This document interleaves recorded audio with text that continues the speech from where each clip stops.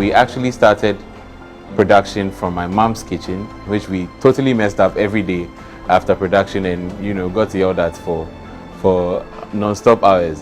But in the end, it's about building a dream from any stage, any level that you are. You can build something. The government of Ghana wants to help young Ghanaian entrepreneurs, so they have come out with a platform called Amplified. Amplified is a new media platform initiated by the Ghana Ministry of Information, and their focus is to use the new media leverage of the Ministry of Information and other association of program partners to support the work of young Ghanaians and to aid them in reaching large audience for free. So if you know of any young Ghanaian who is doing something that you think the world should see, just tell them to log on to www.moi.gov.gh/amplified to register so that they can take advantage of this great initiative by the Ministry of Information. Last week, the Ghana Minister for Information, Honorable Kojo Oponkroma, visited a young Ghanaian entrepreneur called Derek. Derek is a graduate of the University of Ghana,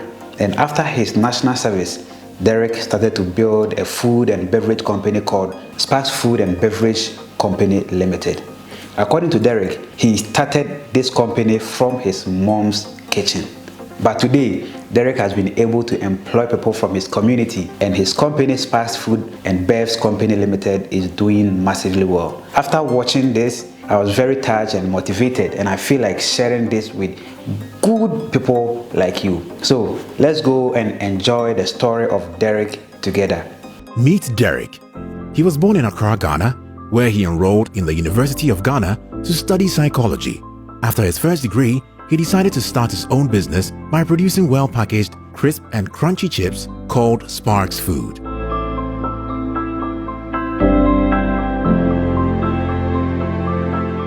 Sparkxx Foods and Beverages started in 2017 with our first products, the Sprinkles coconut flakes, with some dried fruits inside. Initially, it didn't start with some dried fruits at all.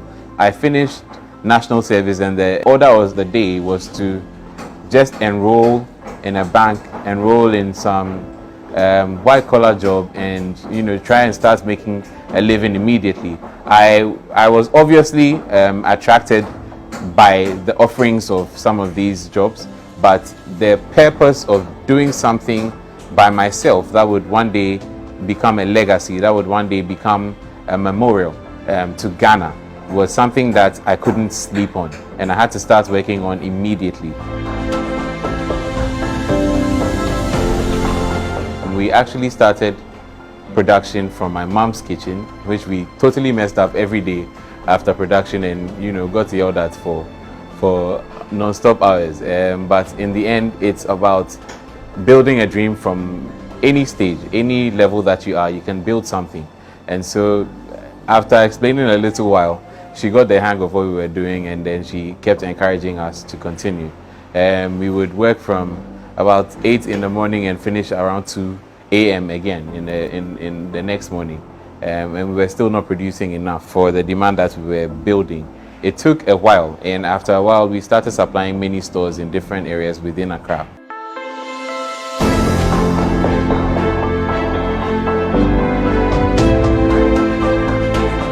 This dream is one that is inspired from within, and I believe that everybody that has a passion to do any such endeavor should not waste time in doing it.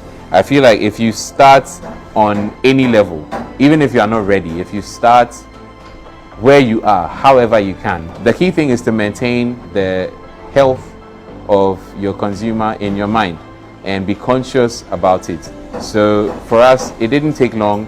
As soon as we had the idea, we knew we had to make samples, sent to FDA, and make sure that we got the required authorization for our products. It became easy to market a product that already is authorized by the FDA.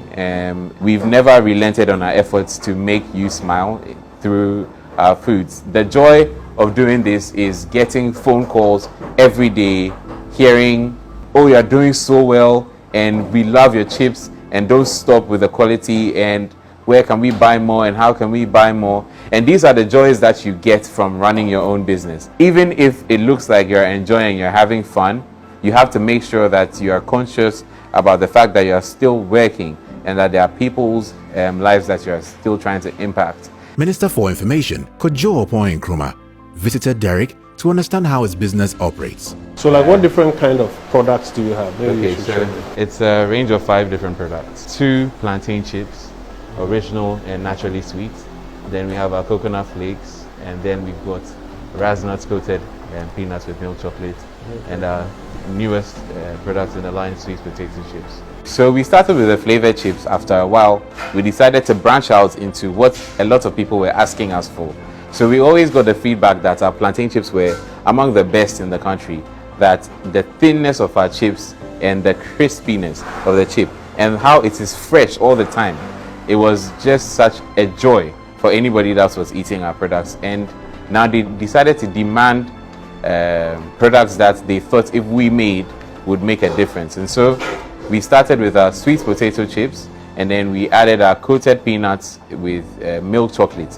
That is very, very tasty, very crunchy, that you can find in different stores around you. So aside that, we also came up with some cassava chips, which we only do for special orders right now because of our capacity. Currently, we're only doing about 1,000 products a day per product, and so that doesn't fully allow us to add too many products, so it's on special request that we do our cassava chips. And like, you have maybe like a chef or like somebody who tries to Actually, determine this is what is best? Together, we do a lot of research. Myself and Desmond, we do the administrative part of things. So we have a food scientist that assists us with production and with the quality and guidelines as to how to produce. It's just that he's out of the country right now, and so understood. Yeah, Understood. We do things. So what are we going to see you in the next 1 year with your business? So basically, what we want to achieve in general is to create a business that puts out the best quality chips, the best quality food from around the world. Basically, we want to be up there with the major brands from anywhere you can mention in the world, and we want to rely on our expertise in snack manufacturing to reach that level. I feel like the traditional exports have given us a niche, but I feel like we can, broaden that niche and add a few more products like plantain chips, like sweet potato chips, like our peanuts, like our coconut flakes, because Ghana has an array of raw materials that we can use to wow the world. And I believe in adding so much value to what we already have. So it always takes some learning, and there's a science about how we do our things. So there are specific measurements, there are specific applications, specific shaking times. So there's a lot that goes into it scientifically. It's not just like an informal Exactly. plantain chips thing. I see. So what? You have your raw materials. Exactly. We bring in our raw materials every day after like careful selection, and we make sure that the best raw material comes over here, so that we end up churning out the best of products compared to any other products in the country. Okay, I see. And then once it's done, what happens? Once the frying session is over, it comes to a cooling chamber. After we've salted, after we've seasoned, it comes to dry off or cool off, and then it gets that crispy, crunchy texture that we're looking for. You can always try some if you want. I will when we're done. And then what? Then you go from there we package, and we pack them into their individual packs. Okay. As you see, all branded with the names on. Yeah. And after there, it comes to the sealing machine where we seal for safety. So where did you get the sealing machine? Here in Ghana, or imported it? This we got here in Ghana. This was imported from China. Okay. And this we also bought from a company that imports from China. Okay. So this bag is resealable pack. So after any consumption or as much as you can eat, you can reseal, and then this is So your that pack. doesn't lose its its freshness. Okay. Exporting as well, and so in the short term, we are trying to acquire some land so that we can get our own farm, and then we can start to regulate our raw material acquisition. However, the traditional ways of advertising is something that we haven't really explored fully because of cost, and so we've relied heavily on social media to do most of our. And in terms of distribution, how do you distribute? We actually distribute ourselves. It's just recently we've got a few other people that are assisting us with distribution, because Ghana is pretty big, and already we're covering a lot of major stores. So from ShopRite to Maxmart and Marina, and actually we just introduced a new airline supply as part of yes. Oh, I see. I see. Market, yes. Do you have any idea how, in terms of volumes, the kind of volumes you've been doing? Are you tracking? Are you keeping yes, numbers? we keep track of our production, and as now we're at a maximum of 1,000 units a day, give or take 100 or so for each product. So that's where we are right now. Well, if I have 2 bits of advice I'll give you, one will be about product quality. Right.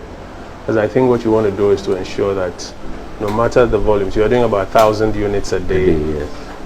By the time you're at 4,000, 5,000, 10,000, 20,000 units a day, Right.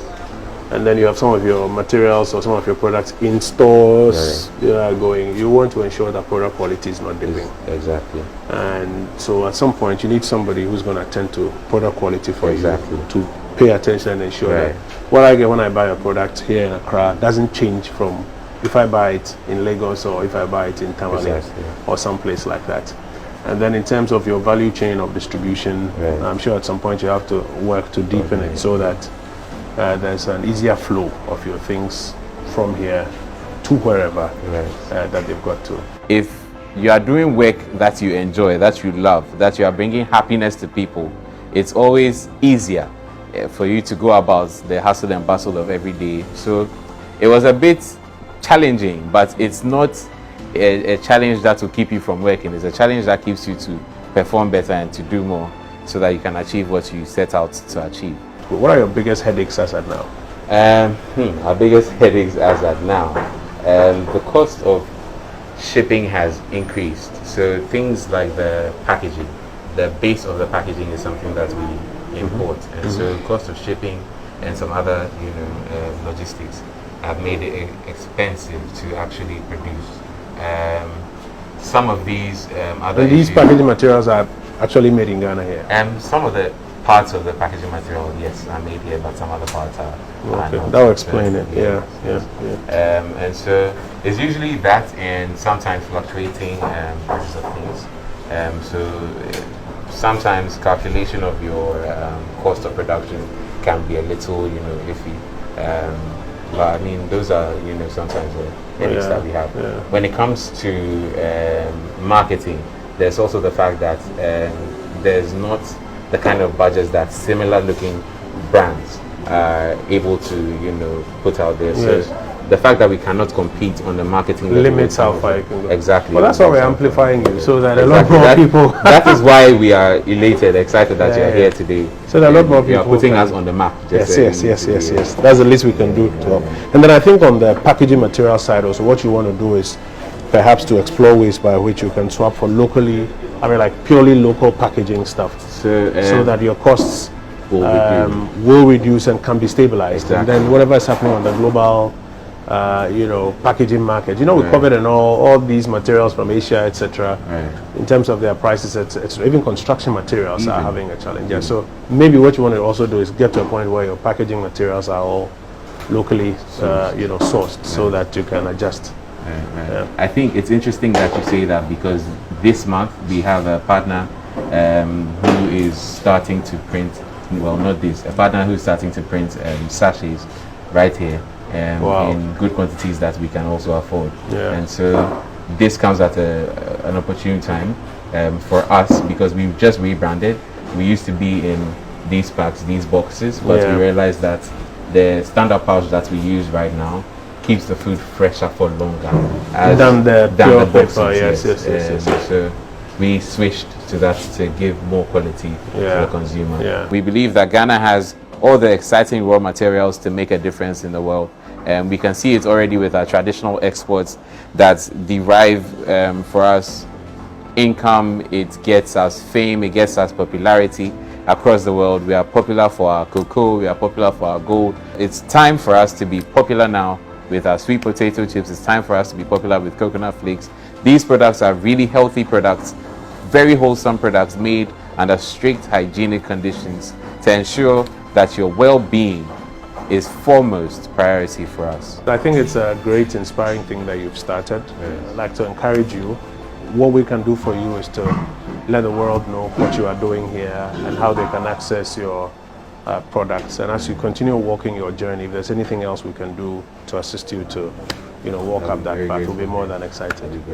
Okay, Derek? Thank you very much. So all the best. So I'd like to say a big thank you to the Ministry of Information and the Minister of Information, Honorable Minister Kojo Nkrumah, for lending a hand of support to Ghanaian businesses, to us at Sparkxx Foods and Beverages, and for showing support for young businesses to be able to compete with some of the international brands and some of the local brands that are already doing very well. This gives us a platform for us to showcase our ability, for us to showcase our quality, and for us to showcase our many different products that are out there to satisfy all Ghanaians.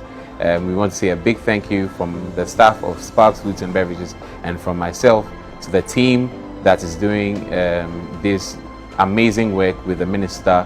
We thank the Amplify team, we thank the Minister and the Ministry of Information so much. From our hearts, we say thank you and congratulations on the wonderful work that you are doing. Amplified, supporting young businesses, building people.